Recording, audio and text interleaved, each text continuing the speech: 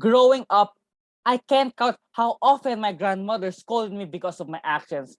I didn't pay much attention to her words whenever she would lecture me since I felt that it was such a colossal waste of time. Well, looking back at those moments, I realized one important value. Golden lessons stick with you.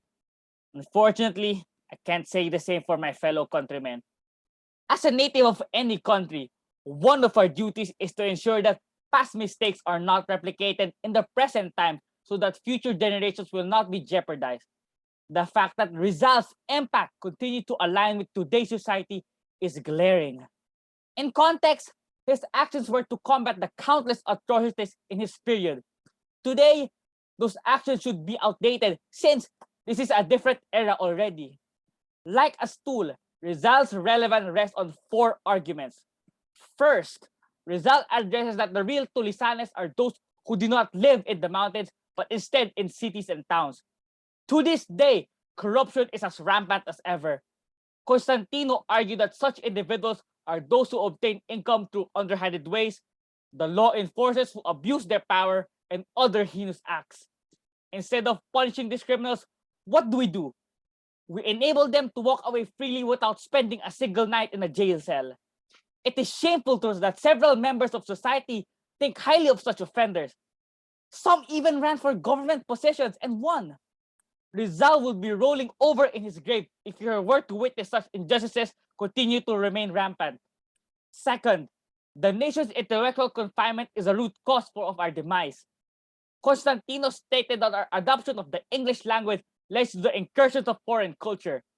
Furthermore, he added that the influx of foreign influence had snubbed our culture, traditions, values, and manners. Rizal advocated for the love of one's language, but our native literature remained primitive because we admired foreign comics and novels. The quality of Filipino films have significantly diminished because of the loss of national individuality. Such films' lack of originality and creativity can be interpreted as merely translated versions of American movies. The price of admiring a foreign culture is the poor substance and diversity in our own. Third, it is not far-fetched to proclaim that past experiences still shackle our country. As citizens, can you really say that we are genuinely free if the colonial mentality still exists today? Constantino expressed that a redirection of one's philosophies regarding our nation will turn Rizal's dream into a reality. Characters such as Basilios and Donna Victorinas would be eradicated, and people would begin to think more selflessly, which boosts their nationalistic side. Fourth, the abundance of Basilios outnumbers the Rizals in modern times. What separates Basilio and Rizal from each other is the willingness to aid one's country against oppression stemming from their hard hardships. Constantino pointed out that Rizal was actively involved in combating various injustices such as degradation, ignorance, and poverty in his lifespan. On the other hand, Basilio became timid and enabled violence against his compatriots by how? By disassociating himself from the country's harsh conditions. Caesar's death and Crispin's murder were more than enough reasons for Basilio to fight against social imbalance. However, he turned in a blind eye. Unlike Basilio, we should not remain silent against the various issues plaguing our motherland. Rizal's legacy should never be obsolete. However, the deeds he performed during his time should be.